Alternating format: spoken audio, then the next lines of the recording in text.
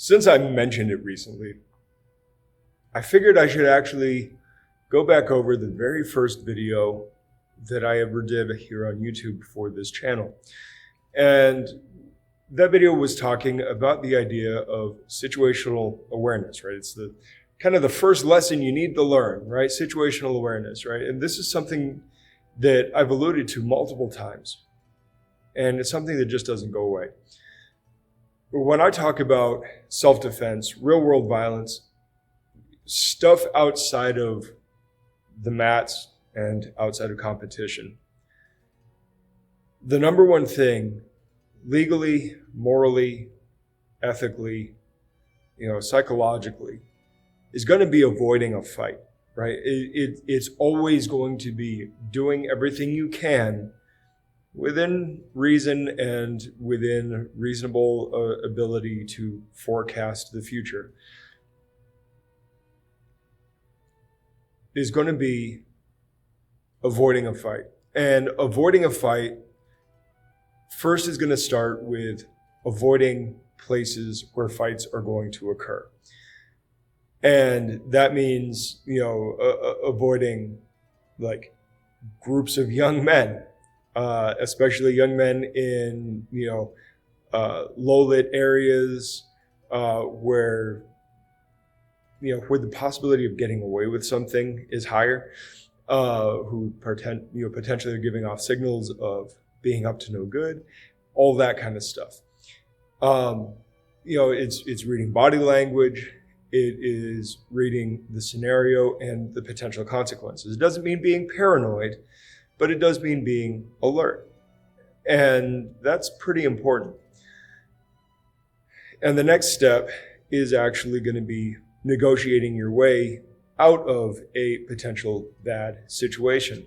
I was asked recently if I've ever been in a self-defense scenario, and outside of being chased down by dogs, I haven't been in too many. There have been a couple of times where I have had to negotiate my way out of a potential fight though, and I did so successfully. So there's that. I haven't gotten into a street fight since grade school because I learned that lesson pretty early on. It just is what it is, right?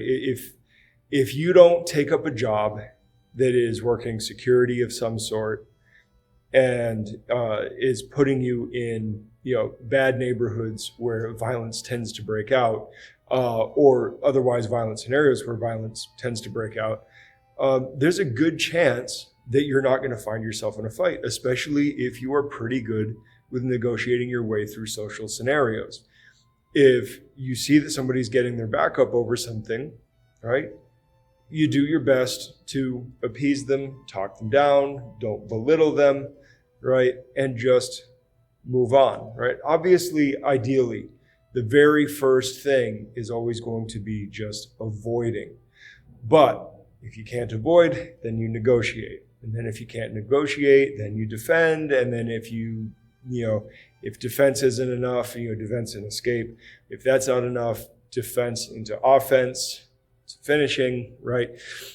This reminds me of all the way back in my first Kempo school 28 years ago now. 28 years this year. This month even. We had this thing where we'd have to recite in the kids class. This wasn't in the adult class.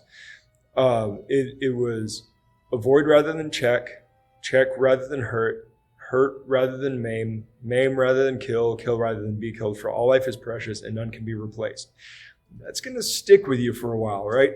This was something that was taught to us very, very, very early on. The idea was that if you are training for self-defense, then you have to be in the defensive posture, i.e. you have to be aware and you have to have defenses ready. And those defenses start off psychosocially, physical later.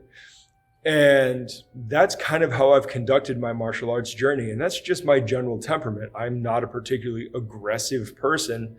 I am more kind of laid back and casual, and I want to have a good time. And I tend to not, cause a lot of problems. Now, I do occasionally have a short temper in certain scenarios and whatnot, right? Because I'm only human.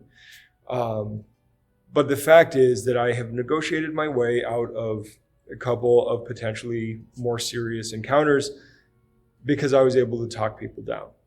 And that's it. And that's it. And I didn't, it's not something that I went out of my way to specifically train. I don't have a script.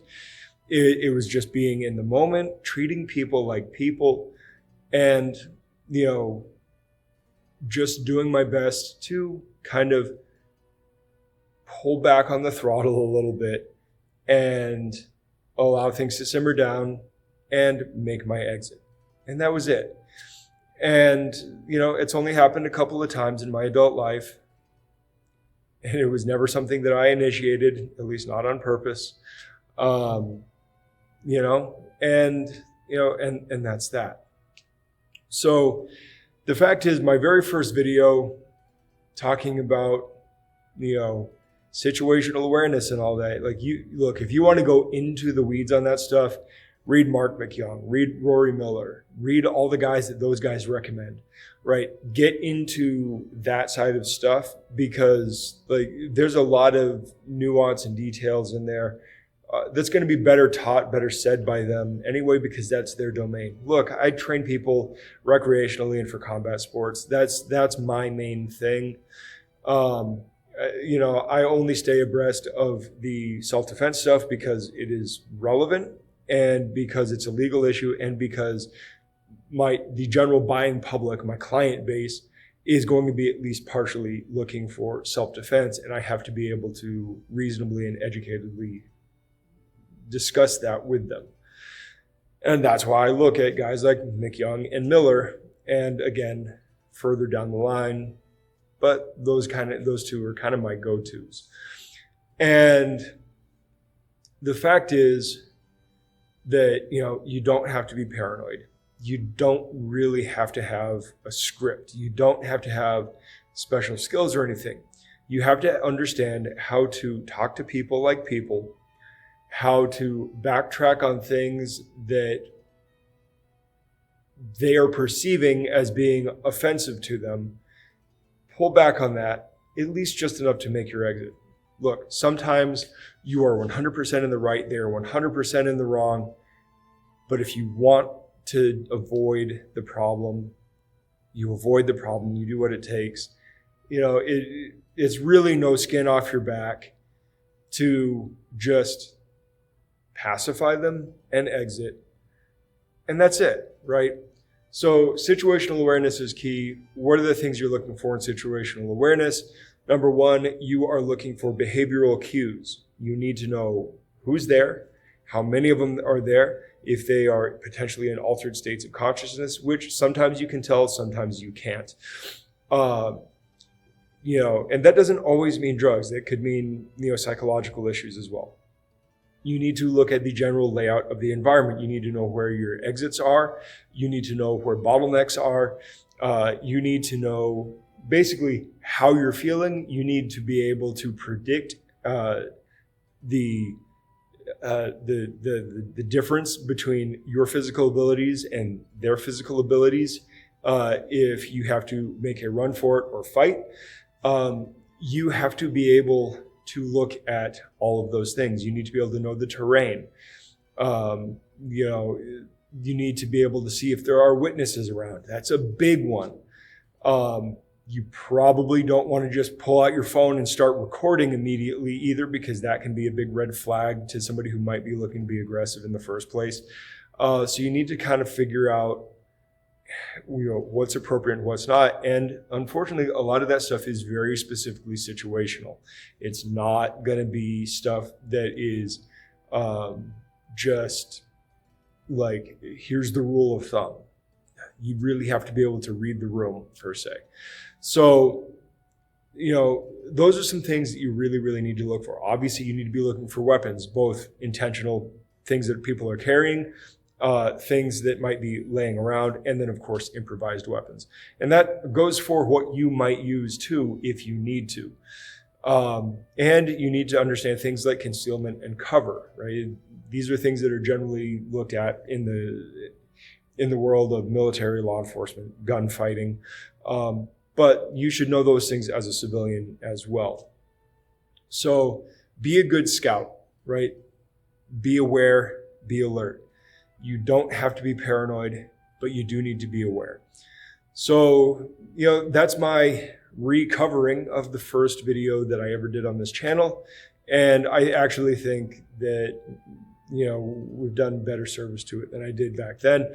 Even back then, I kind of was poking fun at the I don't even remember what the weird head wrap guard that they used in the KC fighting method that I think is more or less defunct now because the guys split and now there's Defense Lab and maybe Justo I think is still doing the KC thing, but I mean it's not a movement anymore. People have moved away from it. It made its way into a couple of movies, caught on in some places, didn't really catch on most of the globe, and now we're here. So anyway, I'm not going to poke fun at those guys. They did their thing. And my opinion on things, right? If you're making something work and you're doing so reliably within a reasonable margin of error, right? Look, if it's working, I can't say anything to you. If it's working, it's working. If it's reliable, it's reliable. You have your reasons, you have your tastes, you have your preferences. But, for the most part, if something's working for you, stick with it. You're fine. All right, I've rambled on long enough, and I will talk to you guys later. Good journey.